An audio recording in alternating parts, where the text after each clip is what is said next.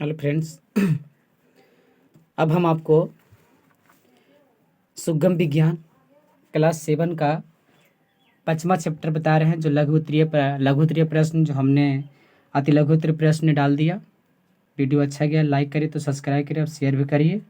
और ये वीडियो हम आपको बहुत अच्छे मज़ेदार होने वाले हैं, जो बहुत अच्छे से समझाएंगे। इसमें आम्ल, क्षार और लवण, इसका हम आम्ल और क्षार और लवण को एक्सप्लेन किया है। और इसका जो लघु उत्तरीय प्रश्न है, जिसको हमने पूरा सॉल्यूशन करेंगे। देखिए यहाँ पे लघु उत्तरीय प्रश्न दिया है, यहाँ पे लघु उत्तरीय प्रश्न है, यहाँ पे लघु उत्तरीय प्रश्न देखिए। निम्नलिखित खाद्य पदार्थों के उपस्थित अम्लों का नाम बताना है। इस सब का नाम बताना है। नारंगी में कौन सा अम्ल है? सिरका में, कच्चा आम में, टमाटर में और दही में। फिर दूसरा क्वेश्चन ऐसे करके हमें 12 क्वेश्चन इसमें सॉल्यूशन करना है। पूरा वीडियो को देखिए, मज़ा आएगा।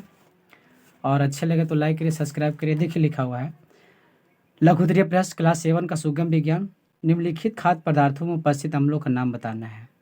पहला लिखा हुआ था उसमें नींबू के रस। तो नींबू के रस में स्कार्बिक अम्ल होता है। कौन अम्ल होता है? स्कार्बिक अम्ल होता है। और सिरका में एसिटिक अम्ल होता है, एसिटिक अम्ल होता है।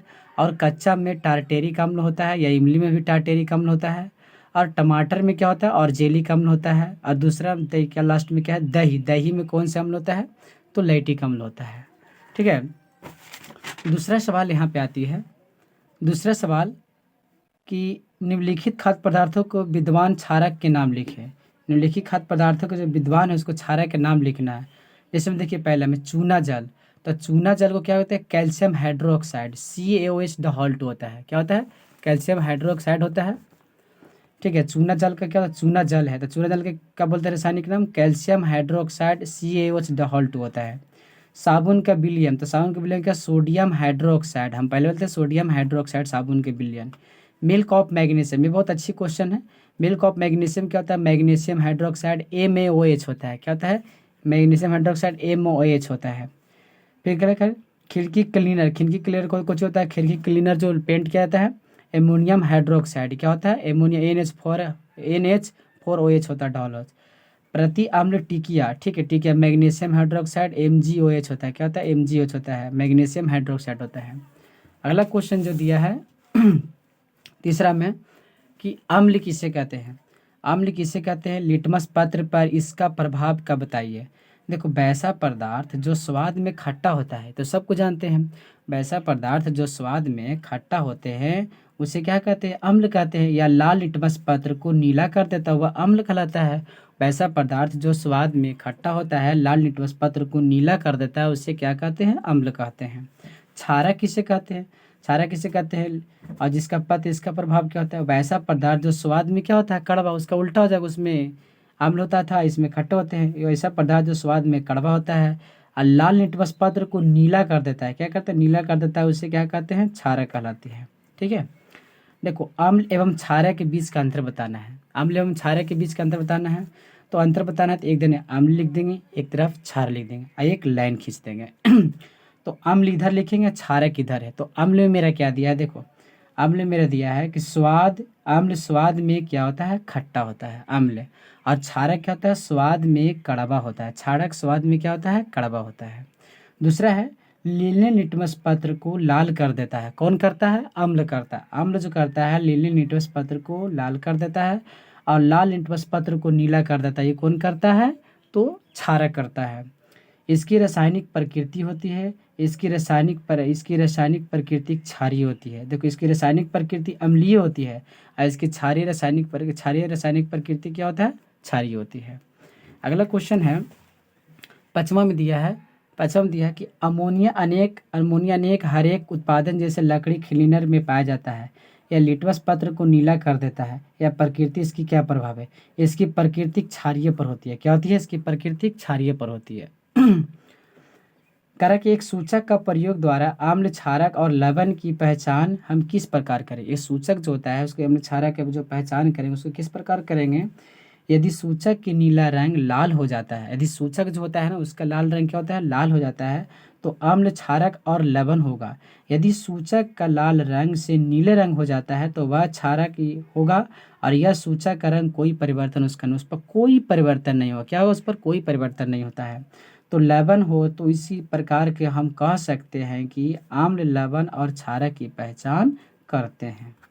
ठीक है, बहुत अच्छा लग रहा होगा वीडियो पढ़ने में। लाइक देखिएगा, बढ़िया से रोक के वीडियो को पोज करके रोकिए, इसको पोज करके आराम से रोक के लिख सकते हैं और दोस्तों के साथ भेज सकते हैं। 8वां में उस स्रोत का नाम बताइए जिससे लिटमस विलयन प्राप्त किया जा सकता है, विलयन का उपयोग क्या है। तो इसमें दिया हुआ है लाइकेन या विलियम का उपयोग सूचक में क्या आता है, क्या होता है, उपयोग सूचक में क्या आता है।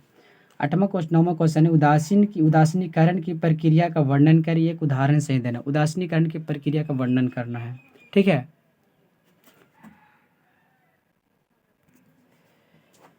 इसमें दिया है देखिए किसी अम्ल विलयन को विलयन द्वारा या किसी क्षार विलयन वर्ग किसी अम्ल विलयन के द्वारा उदासीन बनाने की प्रक्रिया का उदासीनीकरण कहते हैं।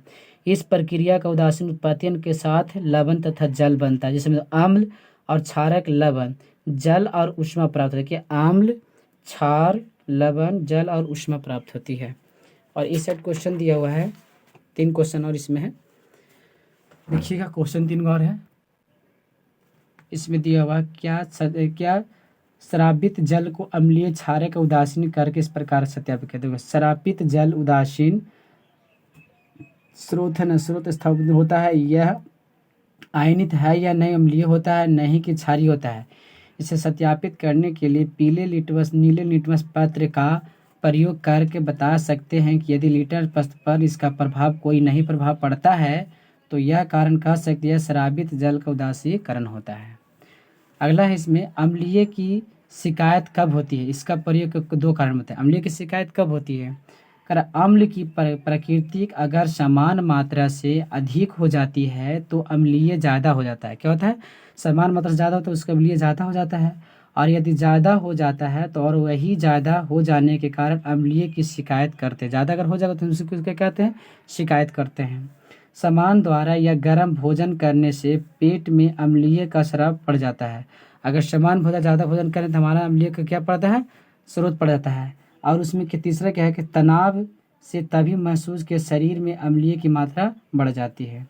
और ये क्वेश्चन हमारा 12 लास्ट क्वेश्चन जो दिया है यहाँ पे देखिए, 12 क्वेश्चन लास्ट है इसमें। आमाशय अल्पर किसे कहते हैं, ये 12 क्वेश्चन है। लघु का क्लास 7 5 चैप्टर है सुगम विज्ञान।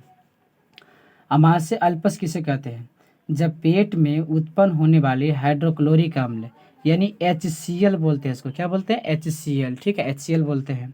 अम्ल की मात्रा समान से अधिक मात्रा हो जाती है, अम्ल की मात्रा समान से क्या होती है, अधिक हो जाती है, तो आमाशय भीति में क्षतिग्रस्त होते हैं। क्या होता है, ज़्यादा आमाशय भीति जो होता है उसमें क्या जाकर बहुत ज़्यादा क्षति पहुँचाएगा, माने घातक पहुँचाएगा।